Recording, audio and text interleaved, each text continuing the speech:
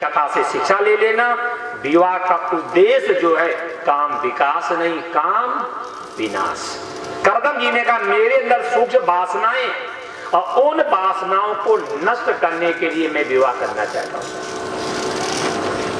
भगवान ने कहा ठीक है, आज के तीसरे दिन मनु और शत्रुपा अपनी कन्या देवहूति को लेकर के आएंगे, आप विवाह कर लेना।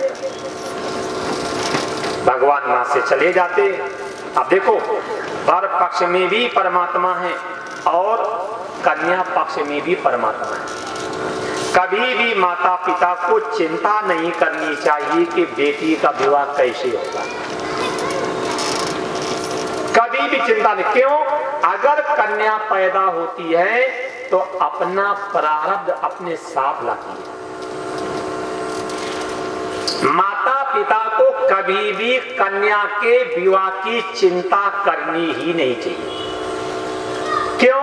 कन्या अपना प्रारब्ध अपने साथ लाती है।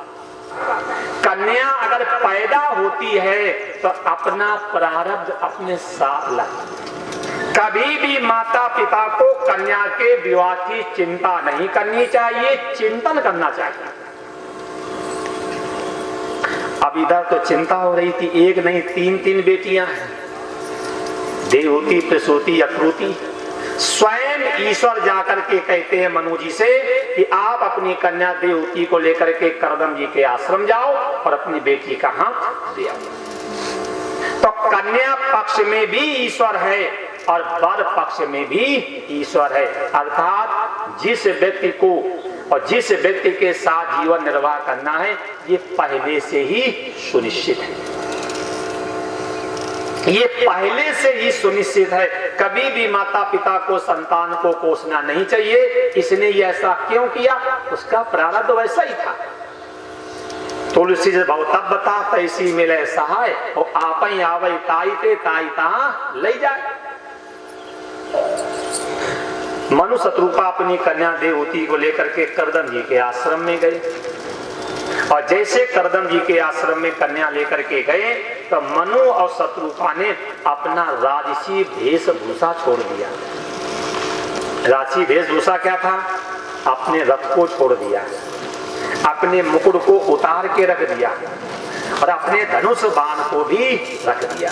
अपने राजसी वेशभूषा को ही त्याग दिया। क्या शिक्षा मिली? जब हम मंदिर में जाएं, किसी आश्रम में जाएं और किसी तीर्थ में जाएं तो अपनी राजसी वेशभूषा को त्याग करके सात्विक बन करके जाना चाहिए। अंदर जब गए और करदम जी ने देखा है तो करदम जी खड़े हुए और खड़े होकर के 3 आसन दिए। देखो अपने शास्त्र में लिखा अतिथि देवो भव। अतिथि माने जो बिना तिथि के अकस्मात आ जाए उसका नाम अतिथि। और फोन करके बुलाने पे मेहमान होते हैं, है कि नहीं? और जो रुक जाए ये हैमान होते हैं और जो जाए ना ये पक्के शैतान होते हैं। और हम देखो आपसे भी कहते हैं, कभी किसी रिश्तेदारी में जाओ, कभी किसी पार्टी दावत में जाओ तो कभी किसी के बोझ बन के मत रहना। कभी किसी के बोझ बन के मत रहना। आप जहां जाओ वहां आप उपयोगी और सहयोगी और उद्योगी बन के रहो। किसी रिश्तेदारी में जाओ, किसी कन्या में जाओ विवाह में, किसी यज्ञ में जाओ तो उद्योगी, उपयोगी और सहयोगी।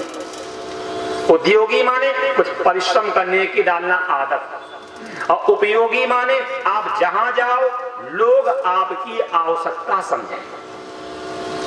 उद्योगी, उपयोगी और सहयोगी, और जहां भी जाओ आप सहयोगी बन के रहो।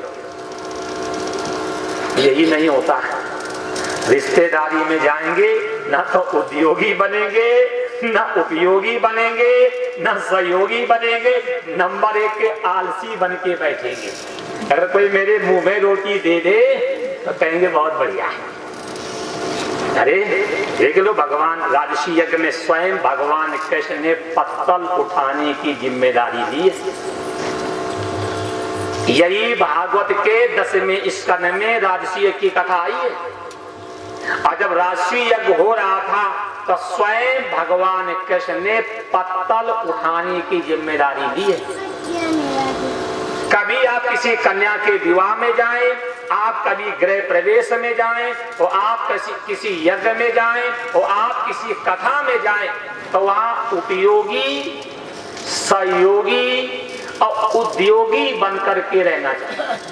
अगर हम उपयोगी नहीं बन सकते हैं, उद्योगी नहीं बन सकते हैं, सहयोगी नहीं बन सकते हैं, तो हमें बिल्कुल भी यज्ञ में जाकर के पाप नहीं कमाना चाहिए। बिल्कुल मत जाओ। क्यों? वहां जाकर के आप पाप के भागी बनोगे।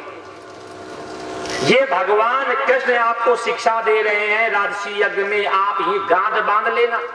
अगर किसी कन्या के विवाह में जाना है, अगर किसी कथा भागवत में जाना है, अगर किसी यज्ञ में जाना है, अगर किसी गृह प्रवेश में जाना है, तो वहां उद्योगी बनके, सहयोगी बनके और उपयोगी बनके जाओ। अगर सहयोगी नहीं बन सकते हो, उपयोगी नहीं बन सकते हो, उद्योगी नहीं बन सकते हो, तो बिल्कुल मत जाओ, बिल्कुल मत जाओ। क्यों? उपहास के पात्र बनोगे और ईश्वर की दृष्टि में आप अपराधी बनोगे। देखो आपके सामने प्रमाण है। आतिथ्य जो बिना तिथि के अकस्मात आ जा रहे, वो क्या है? आतिथ्य। जो बुलाने पे आवे वो क्या है? मेहमान। जो रुक जाए मेहमान, और जो जाए ना वो पक्का है शैतान। तो देख लेना थोड़ा है।